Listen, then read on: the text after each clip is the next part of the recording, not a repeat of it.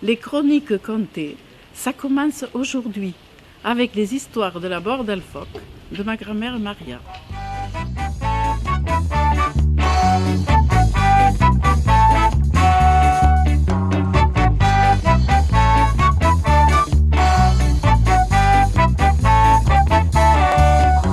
Baixant de la font del gat, una noia, baixant de la font del gat, una noia i un soldat.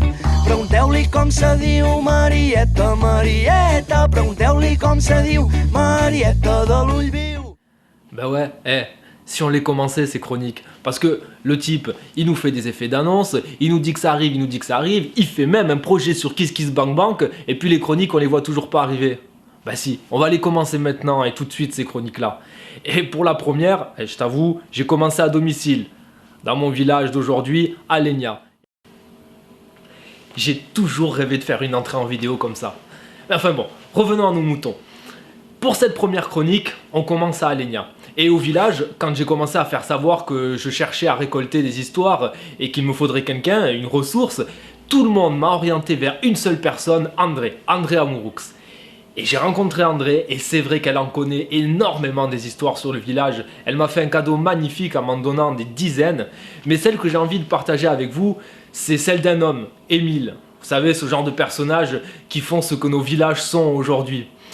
Émile, c'était un paysan qui vivait au début du siècle, 1900, et qui avait entendu qu'il y avait à Port-Vendre une escadre. Alors, bon, moi non plus au début, quand André m'a dit ça, je ne savais pas exactement ce que c'était une escadre. J'ai regardé sur Google et en fait, c'est, tu vois, une armada de bateaux, tu vois, beaucoup de bateaux de guerre de l'armée réunis au même endroit. Bon.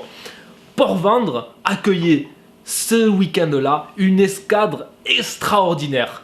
Tout le monde en parlait et puis il se disait que des gens de tous les villages se déplaçaient pour aller voir cette escadre.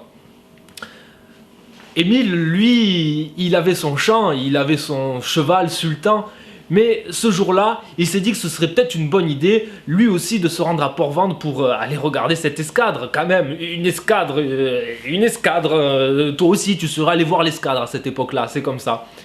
Et Émile, c'est ce qu'il a fait. Il a rentré sa récolte, il a confié ses quelques objets à quelqu'un de valeur, quelqu'un de sûr. Et puis, au petit matin, il a pris Sultan, hein, c'était son cheval, et puis il a pris une petite jardinière. Ça aussi, je ne savais pas ce que c'était une jardinière. Une petite jardinière, c'est une petite charrette hein, qu'on utilisait avant pour aller dans les champs et pour mettre la récolte dessus. Bref, Émile est parti avec Sultan et la jardinière, direction Port-Vendre pour aller voir l'escadre. Alors bien sûr, d'abord il a traversé les quelques plaines du Roussillon qui nous mènent jusqu'à la route de la Côte Vermeille. Oh, c'était beau la route de la Côte Vermeille. Qu'il avait bien fait, Émile, de faire cette route et de décider de partir pour voir l'escadre.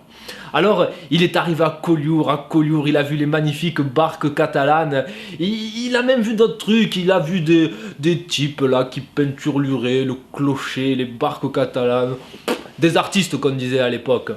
Et puis enfin, après une route harassante, Émile est arrivé à Port-Vendre à la nuit tombée. Il faisait déjà bien sombre.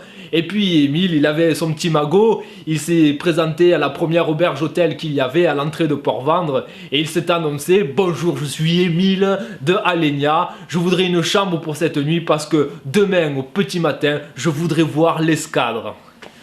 Oui, a dit la femme, mais bien sûr, monsieur, j'ai une chambre parfaite pour vous, elle donne vue sur le port, vous serez vraiment très bien.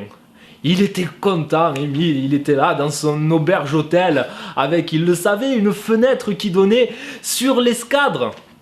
D'ailleurs, il n'a même pas fermé les volets pour cette nuit-là, mais la nuit était tellement noire, la nuit était tellement dense, que de toute façon, quand il ouvrait, il ne voyait rien.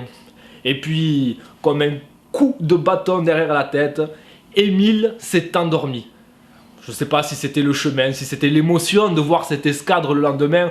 En tout cas, il n'a pas fait long feu. Et puis, la nuit quand même, ça lui trottait dans sa tête. Alors il s'est réveillé plusieurs fois il s'est réveillé, il est allé à la fenêtre et il a ouvert pour voir si le jour n'arrivait pas, parce que en dormant il arrivait à être pressé de voir cette escadre. Et plusieurs fois comme ça il s'est levé, il a ouvert la fenêtre et il a essayé de la voir, cette escadre. Et puis le jour ne se levait pas, et puis le jour ne se levait pas. Émile se rendormait à chaque fois, mais à un moment donné, il a entendu tambouriner à la porte de sa chambre. Il a dit d'entrer, et puis là, il a vu la tenancière de l'auberge hôtel qui est rentrée et qui lui a dit « Monsieur, je croyais que vous aviez un problème, comment allez-vous » Et Émile lui dit « Mais enfin, ça va très bien, mais ça fait 2 jours et 2 nuits que vous dormez. 2 jours et 2 nuits ?» Émile qui lui dit « Et l'escadre ?» Et bien la dame lui dit « Mais l'escadre, elle est partie ce matin. » Mais comment c'est possible? J'ai dormi, mais je me réveillais même toutes les heures pour ouvrir la fenêtre et voir si le jour se levait pour essayer enfin de voir l'escadre. Cette fenêtre-là, dit la femme. Et Émile dit oui, mais ça ce n'est pas la fenêtre, c'est la porte du placard. Et voilà notre pauvre Émile qui venait de comprendre ce qu'il s'était passé. L'escadre lui était passée sous le nez. Alors, un peu honteux, il a pris Sultan, il a pris la petite jardinière, il a repris la route de la Côte Vermeille dans le sens inverse. Oh mais là, le cœur ne rebondissait pas pareil. Il a retraversé les plaines en direction d'Alenia et il est arrivé au village. Et au village, tout le monde lui demandait « Alors, Émile, alors, cette escadre ?» Et puis, je sais pas, il s'est enfermé dans quelque chose, Émile, et puis il a commencé « Oh, l'escadre, c'était extraordinaire, si vous aviez vu tous ces bateaux incroyables, c'était vraiment... » Et puis il a continué comme ça, son chemin, et puis tout le monde lui demandait « Émile, cette escadre !» Il était honteux, le Émile, il était honteux. Et puis il est rentré chez lui, et il a attendu que le lendemain on se lève, ce sera certainement mieux demain. Mais le lendemain, voilà ce qui se disait au village. Les gens se disaient, mais il y a une autre escadre qui est arrivée de nouveau à Port-Vendre. Il faut à tout prix y aller. Et c'est là que, sachant l'histoire d'Émile, les autres habitants du village, d'Alenia, eh bien, se sont dit qu'il fallait à tout prix qu'ils y aillent. Et Émile a vu passer devant lui tous ces gens, toutes ces familles avec ces charrettes qui partaient en direction de Port-Vendre pour voir cette nouvelle escadre. Mais là, dans cette histoire, ce qu'il faut retenir, c'est que de tout le village, le seul qui n'aura jamais vu l'escadre, c'est Émile. Et juste avant de partir, j'ai un secret pour toi. C'est d'où vient le nom d'Alenia. Parce qu'on peut nous raconter ce qu'on veut, hein, les histoires romaines, etc. Moi, j'y crois pas.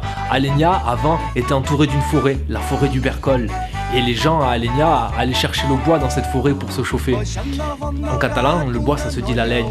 Et quand ils se croisaient, c'était un jeu de mots. Ils se disaient « on basse » et puis chacun disait « batch à la laine ». Et ça, c'est resté à la laine. À laine. Allez, ciao!